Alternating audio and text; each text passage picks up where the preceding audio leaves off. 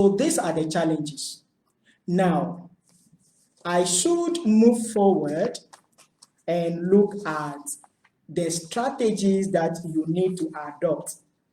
However, I actually want to discuss this concept, which is very important. And our time, yes, I'm looking at the time, we will be able to discuss it. This topic, as I said earlier, is establishing rules of engagement in your classroom. Establishing rules of engagement in your classroom. That is our next topic, our next discussion.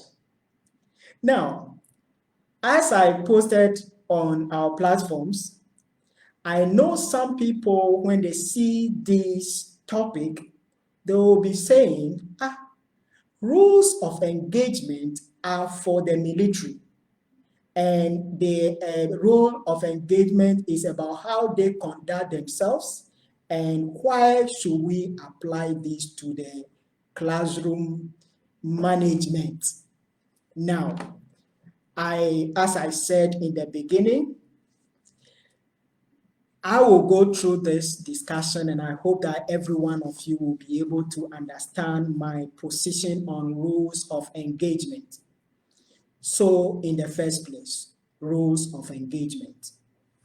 Even though rules of engagement is a concept in the military, in the forces, whereby instructions, directions are given for the personnel to follow, we must also know that in every human endeavor, there must be rules and regulations governing our relationship, and this must also happen in the classroom, in the teaching and learning process. Now, I have three definitions or definitions of the concept of rules of engagement. The first one is by Britannica.com. It says that a military directive meant to describe the circumstances under which ground, naval, or air force will enter into a continual combat with opposing forces. Now, formally, it refers to the order issued by combatant military authority. So, if in military term, when we talk about rules of engagement, that instruction is given by a higher authority. 2, Lexicon says that rules of engagement is a directive issued by a military authority specifying the circumstances and limitations under which forces will engage in combat with enemy forces. In this context, to circumstances, directives, so there is somebody who must give directives in the process for the rules of engagement, which will be applied by personnel in combat or in other circumstances.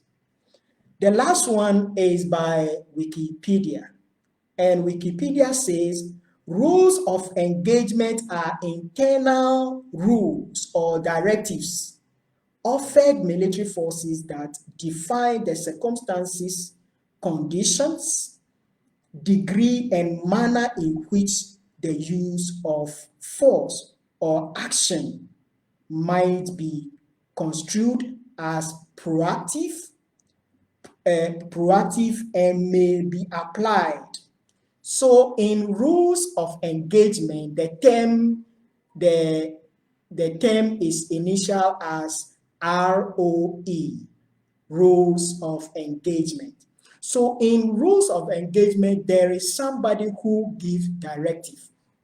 And that directive, in my analysis and review of it, become what in our system as teachers become codes of conduct. Code of conduct which you, the teacher, must follow in order to achieve the goal set in your class. Code of conduct.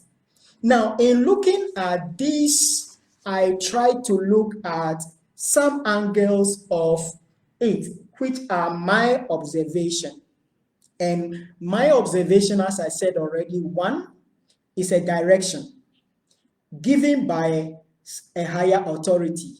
One. So in the educational system, there are higher authorities who instruct us, who have the know-how to instruct us about what we are supposed to do.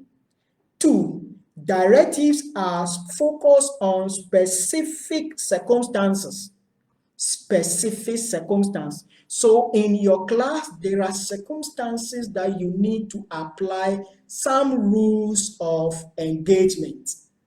Then we must also look at when giving rules of engagement, you must know where, when, and how the rules will apply. That becomes you having the knowledge of the rules, and you must know how to apply it to be able to achieve results in the teaching and learning process. So rules are there. You must know how, where, and when to use them.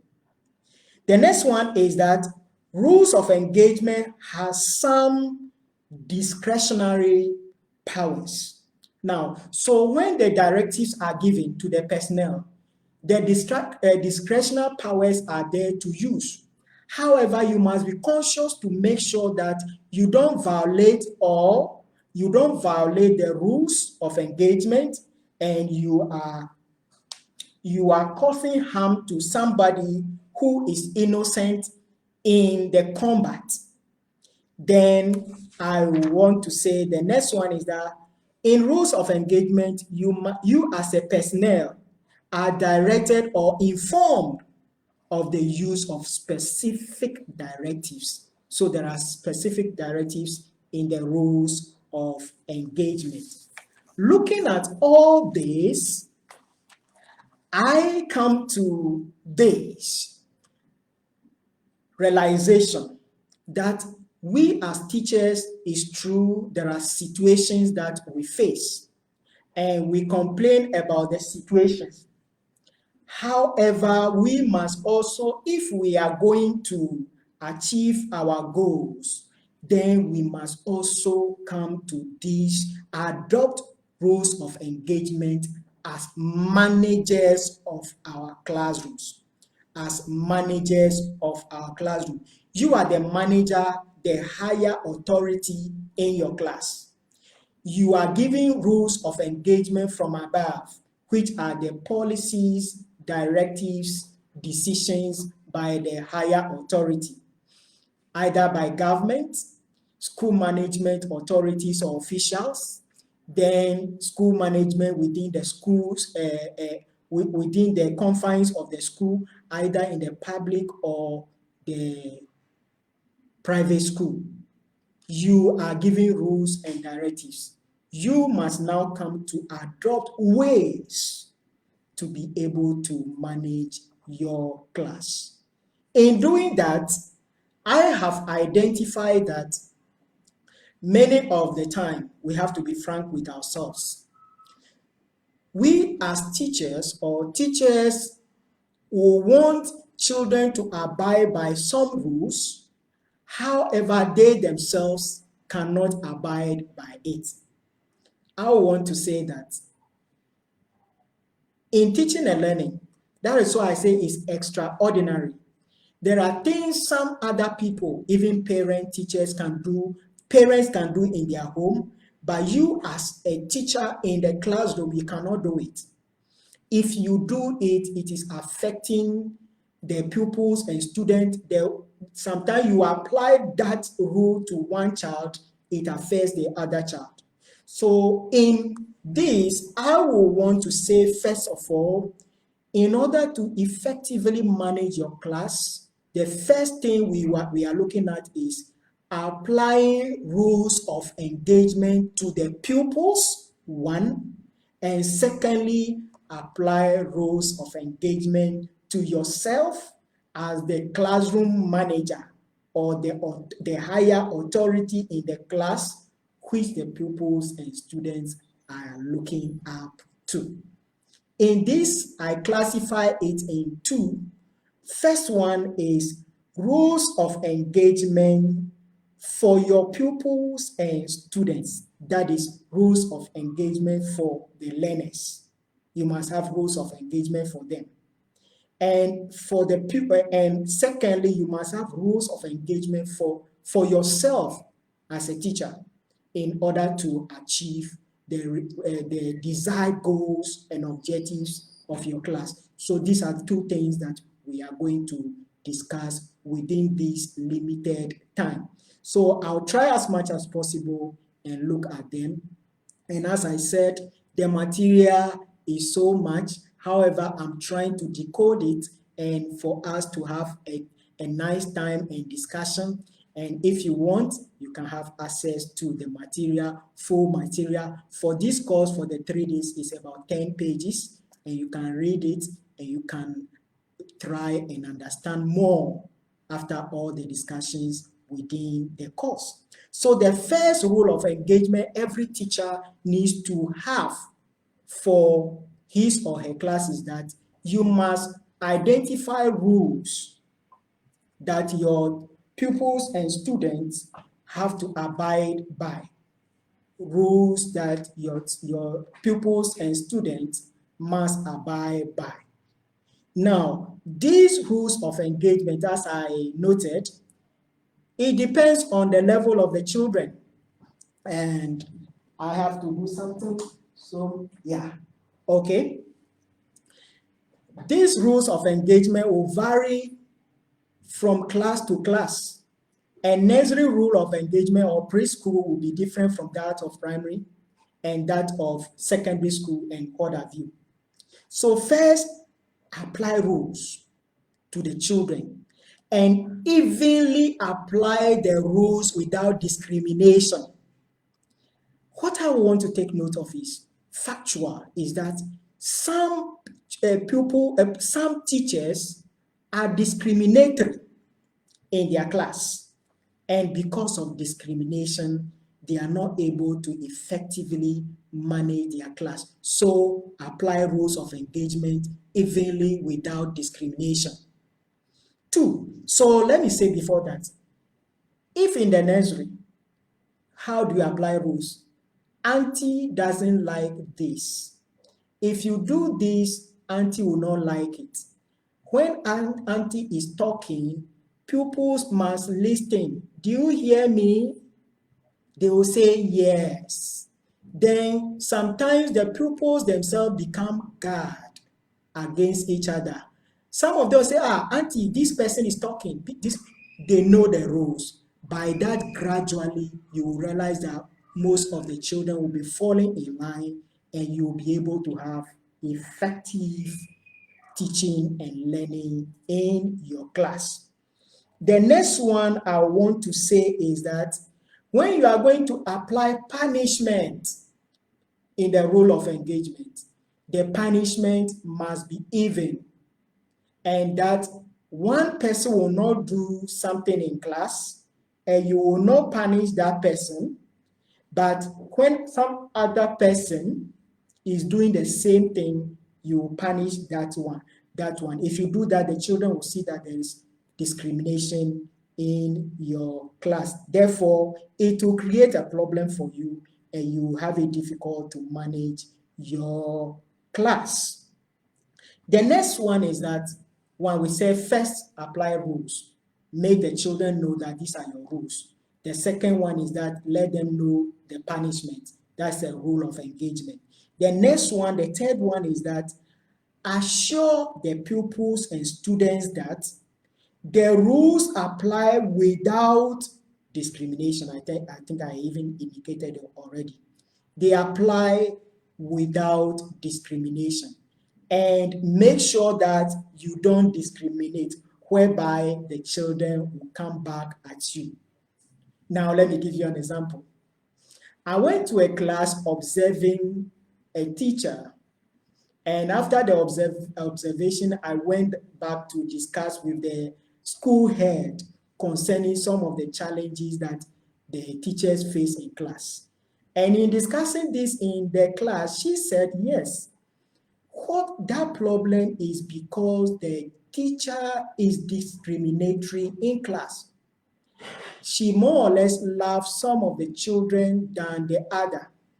And she said that in her class, some of them, because the rules are supposed to be even and there should not be discrimination, sometimes a child can be bold and tell you that, auntie, you don't love me. Then when you, she said, the pupil said it. When she asked why, he said, no, when so and so person does this, you did this, but when I did this, you punish me. That's discrimination. So teachers must be conscious to know that the rule must apply even in the teaching and learning process.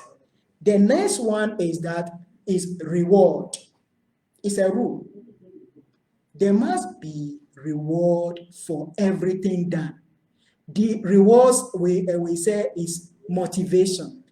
The motivation can be positive and it can also be negative. When you apply positive reward, make sure that it's even. When you are happy with a particular child because it is his or her birthday, when it comes to another person celebrating her birthday, make sure you are happy with that child also, so that the children will not see and think that, oh, you like somebody more than him or her.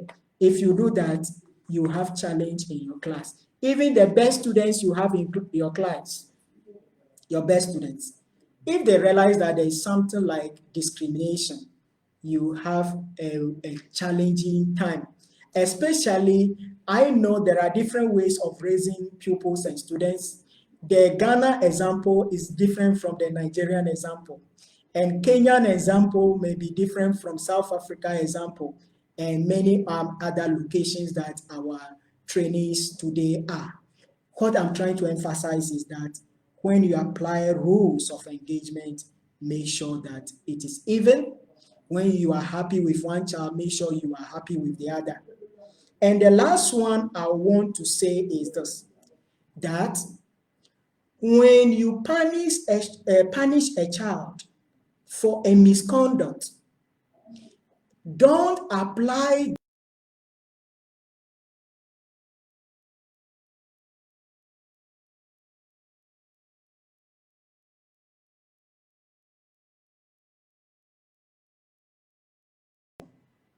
and the troublesome child begins to change. And when the child begins to change, then he or she does something good. You say, you have done this thing, but tomorrow you do something else. You are demoralizing the child, and that child will not like it.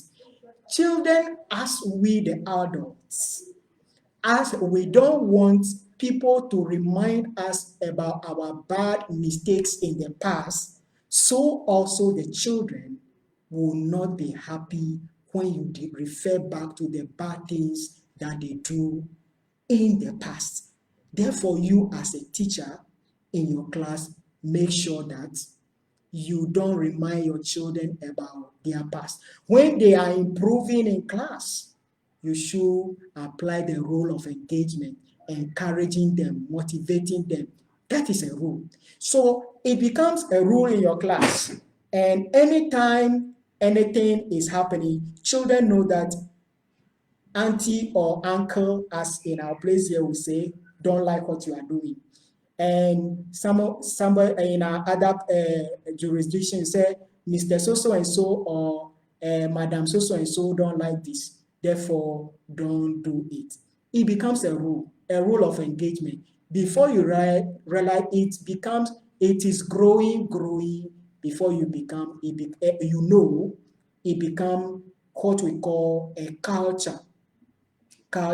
So it becomes a classroom culture for the pupils and students. And mind you, sometimes when it happens like that, what will be happening is that when the children are going to another class, and or there's exchange of baton whereby another teacher will take over, the pupils will be reminding other children who be coming to your class that this teacher doesn't like this teacher doesn't like this, because you have applied rules of engagement to the pupils and students, and they are ready to follow.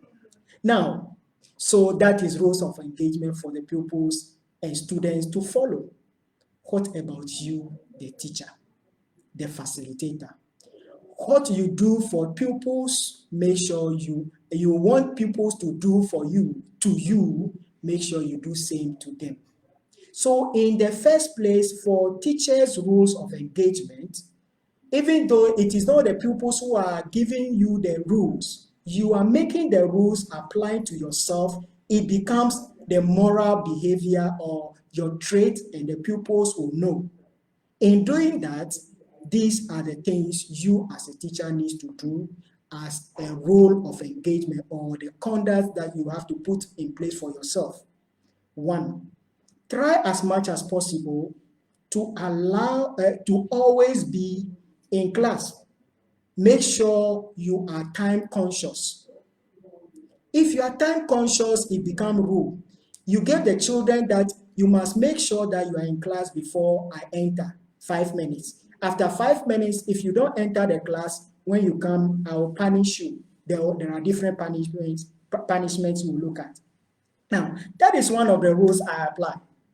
Yes, in those days, I applied a cane, but when I am coming down, there are other principles that I adopted. One of them is that when I was in the secondary school, I know one or two of my students are online now, they are with me.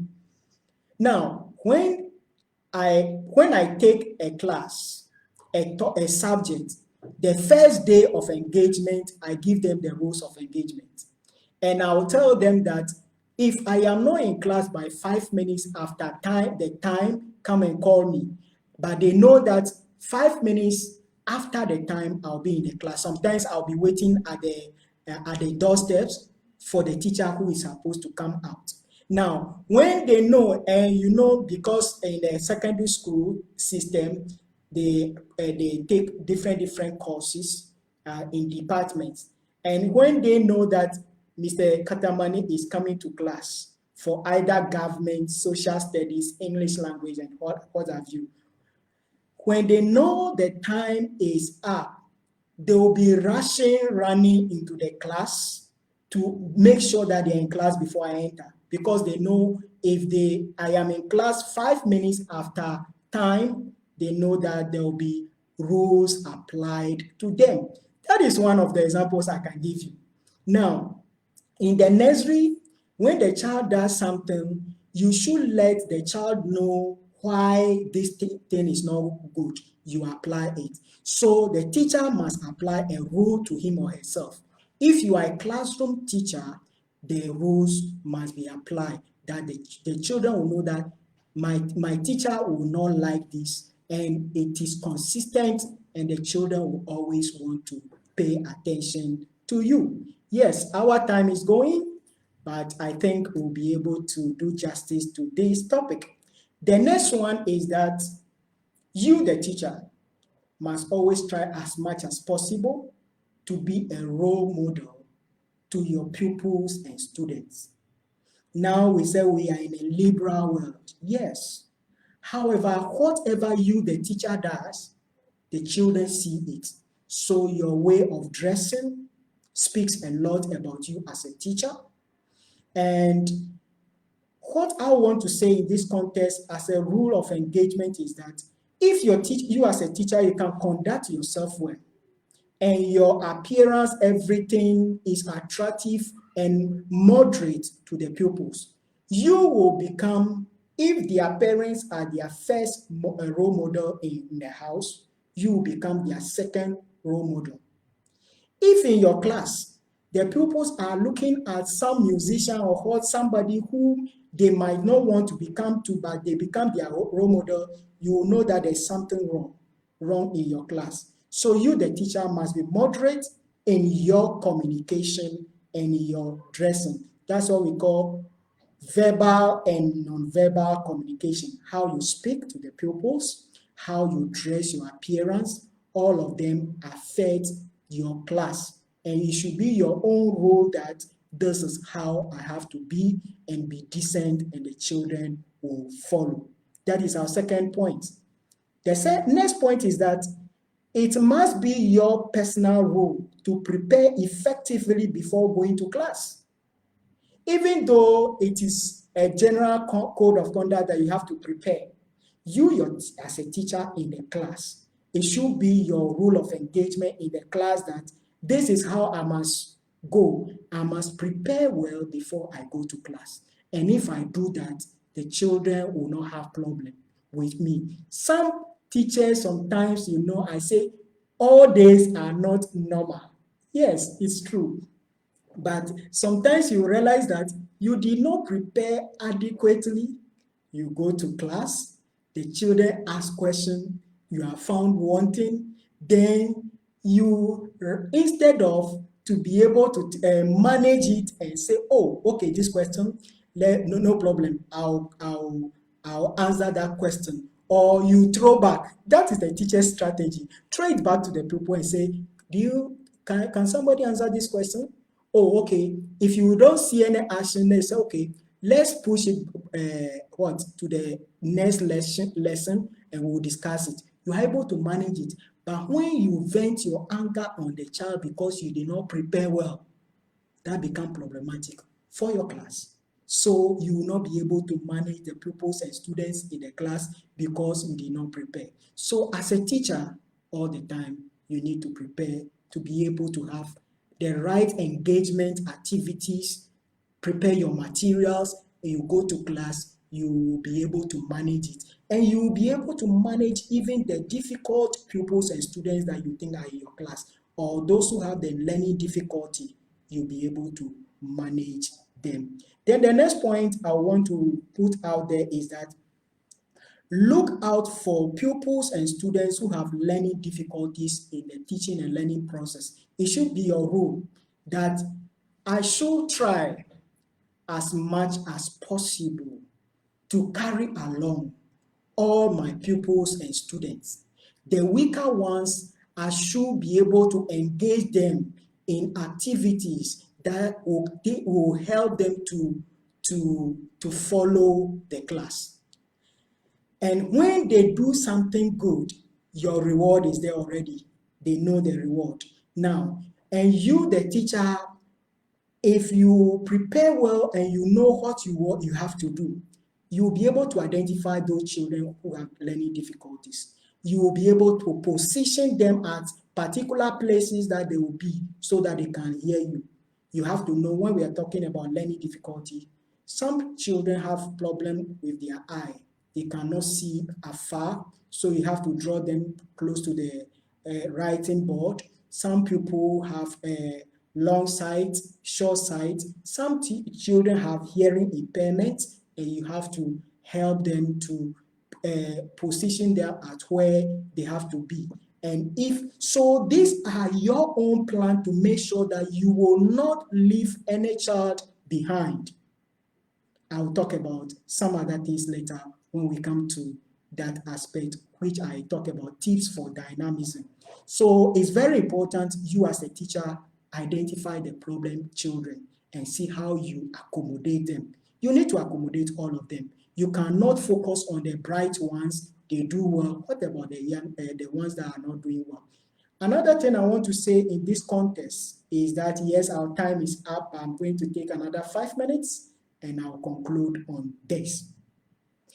Another thing I want us to note in this discussion is that there are different concepts about learning impairment, IQ, and what have you. But there is one that I want to set as an example for teachers here.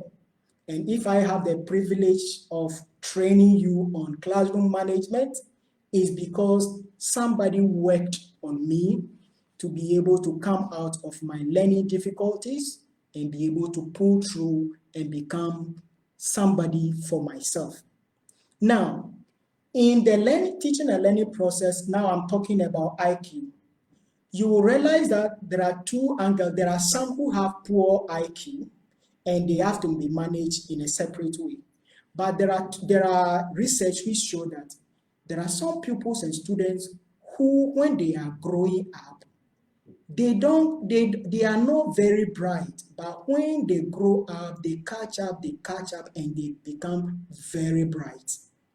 Now, this is the example I'm going to give you, and I'm going to mention the name of a teacher who helped me out. Now, I had a problem of slow learning, and going through school, I attended a middle school system before I went back to GSS, and in fact, I ever had the last position in my class before. I know many of you will laugh at it, but it's true.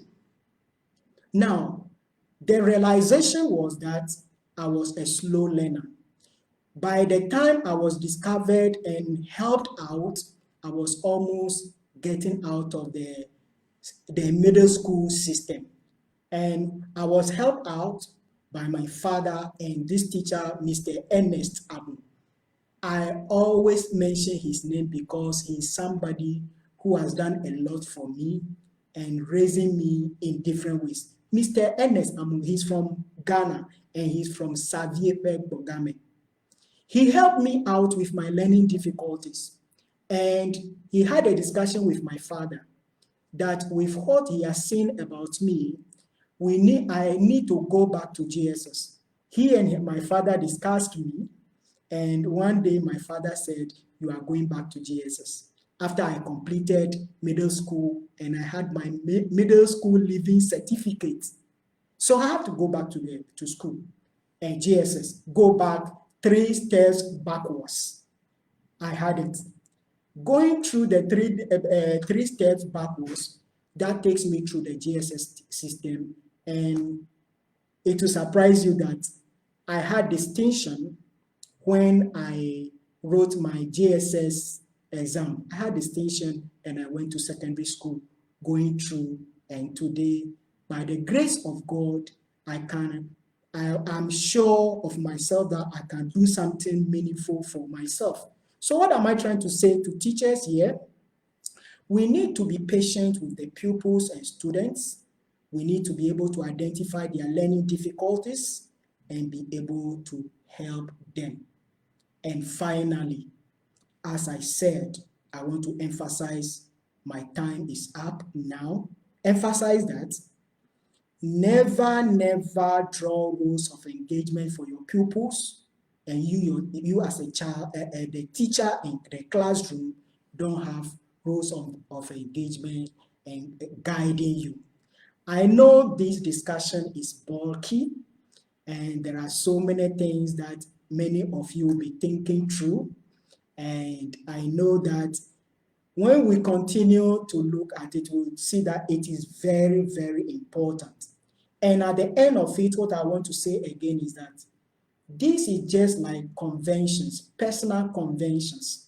And mind you, in my discussion of this, I'm trying to write on rules of engagement and for teachers, and I'm trying to look at our African continent, and because things are getting difficult.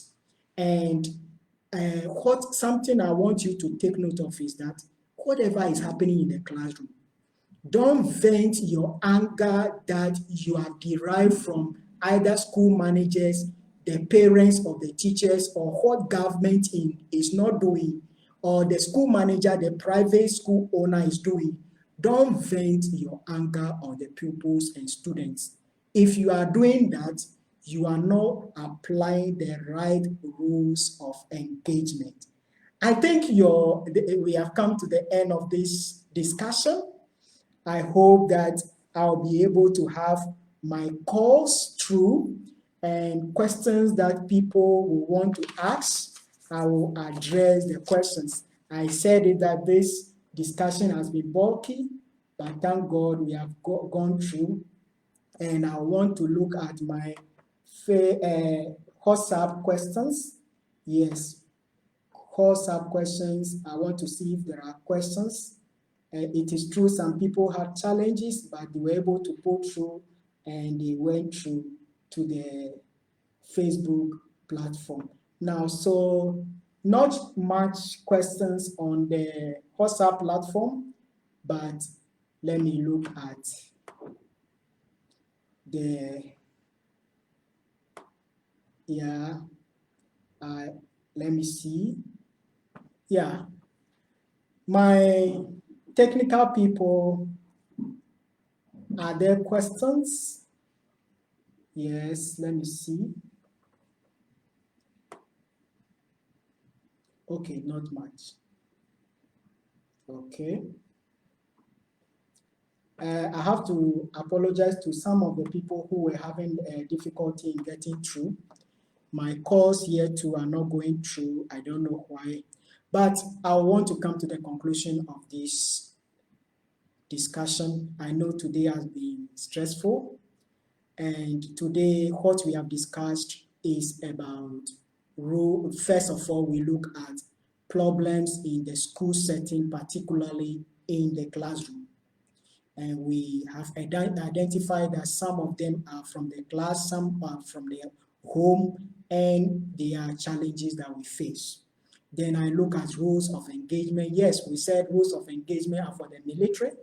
However, if you want to be successful as a teacher in your class, you must have rules for your pupils, and you must have rules for yourself in order to manage to achieve the objectives of your classroom. I hope today's discussion has been effective, even though I have to rush through some of the points, as we did yesterday. If you have any question, you can still put it on our WhatsApp platform, and I will attend to it, and it will be a discussion throughout to tomorrow. Finally, those who want to have certificates, tomorrow you will know how to get the certificate and also how to get the learning material. On this note, I want to thank all of you for following me. I know tomorrow will not be hectic like today. And tomorrow, we are going to look at now strategies that you need to apply.